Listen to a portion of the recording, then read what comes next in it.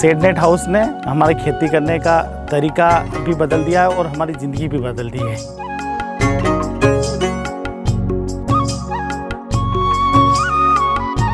उन्नत खेती मेरा अभिमान।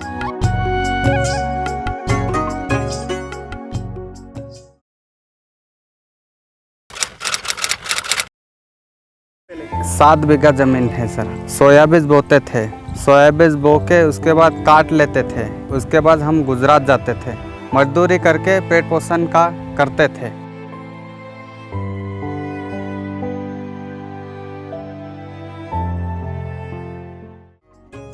तो इसने सर ने बताया एक बात, ड्रिप तुम ले लो, तो हमने ड्रिप ली। मिर्ची लगाए 5000 पौधे, 80,000 का मुनाफा हुआ है। तो मैंने पैसे इकट्ठे बहे और मैंने नेट हाउस लगाया। तो पिछली बार मैंने 4000 पौधे लगाए, मुनाफा हुआ मेरे को 3 लाख का। अब गाड़ी घोड़े भी ले लिए, छोरा छोरी भी पढ़ाने लग गए। अब हम मौज मस्ती में पैसे वाले हो गए। झाबुआ जिले में उद्यानिकी तथा खाद्य प्रसंस्करण विभाग के शेडनेट योजना से कई जनजाति किसानों के जीवन में उम्मीदों का नया सवेरा आया है। अनुसूचित जनजाति के लिए इस इलाके में यह शेडनेट योजना पहली बार लागू हुई है।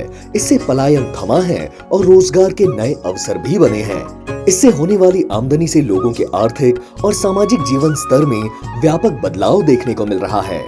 जब हम मान लो पारंपरिक खेती करते होते आज, तो हम बहुत ही उतना जैसा अभी ये उत्पादन हो रहा है उसमें ज़मीन आसमान का अंतर है।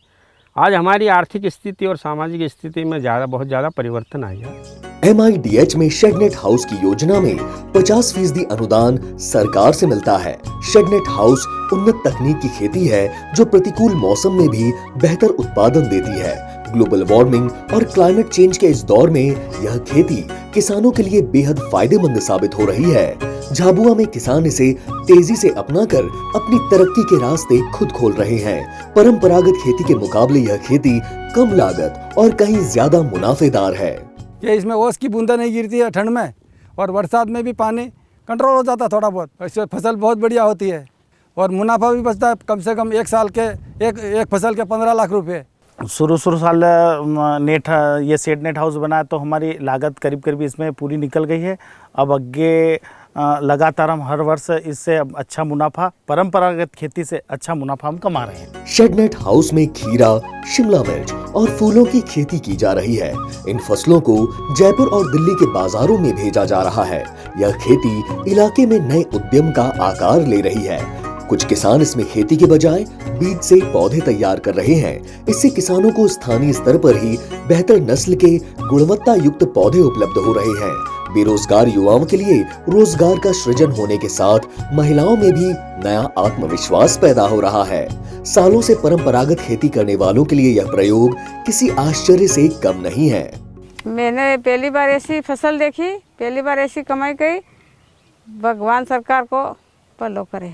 गांव में पहले रोज़गार नहीं था तो हमने नेट हाउस बनाया, इससे हमारा रोज़गार बढ़िया हो रहा है और मुनाफा अच्छा दे रहा है नेट हाउस।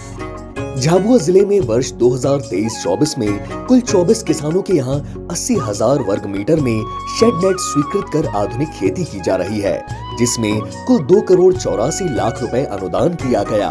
जनजातीय बाहुल्य इस इलाके में पहली बार 14 अनुसूचित जनजाति किसानों के यहाँ 46,000 वर्ग मीटर में शेडनेट स्वीकृत किए गए, जिसमें कुल 1,63,00,000 रुपए अनुदान दिया गया। झाबुआ जैसे पिछड़े जिलों में यह योजना संजीवनी साबित हो रही है।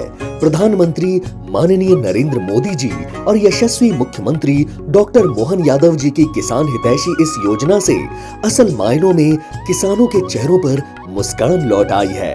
विभाग गांव-गांव चौपालें लगाकर इन योजनाओं को जरूरतमंद परिवारों तक बखूबी पहुंचा रहा है।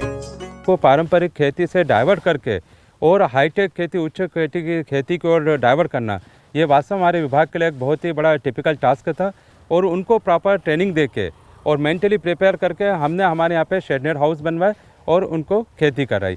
मुझे खुशी है कि झाबुआ ज़िले में हम इस उन्नत खेती के द्वारा नया रोजगार सृजन कर पा रहे हैं। झाबुआ ज़िले में पहली बार अनुसूचित जनजाति वाले किसानों को लेकर एक शेडनेट का क्लस्टर डेवलप किया गया है, जिसमें एग्जॉटिक वेजिटेबल्स का कल्टीवेशन प्रमोट किया जाएगा।